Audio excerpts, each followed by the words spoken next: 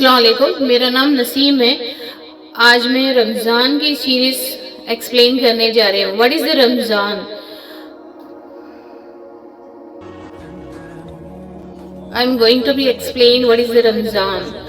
رمضان کو قرآن کا مہینہ بھی کہا جاتا ہے۔ ہم یہ یقین رکھتے ہیں کہ رمضان کے مہینے میں قرآن اس دنیا میں نازل ہوئی تھی۔ قرآن اللہ کی کتاب ہے جو اللہ نے حضور صلی اللہ علیہ وسلم پر اتاری تھی۔ حضور صلی اللہ علیہ وسلم ہمارے نبی ہیں جن کو پوری انسانیت کے لیے ایک ہدایت بنا کر بھیجا گیا تھا تاکہ وہ ہمیں جینے کا طریقہ سکھا سکے۔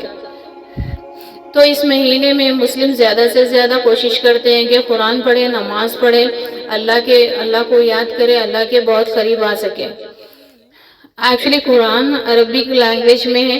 ہر کسی کی لینگویج عربک نہیں ہے۔ اسلام پوری دنیا میں پھیلا ہوا ہے تو لوگ عربی میں تو اسے پڑھتے ہیں، اس کے ساتھ ساتھ اس کا ٹرانسلیٹ بھی کرتے ہیں تاکہ قرآن انہیں سمجھ آ سکے۔ قرآن ہر لینگویج میں ٹرانسلیٹ ہے۔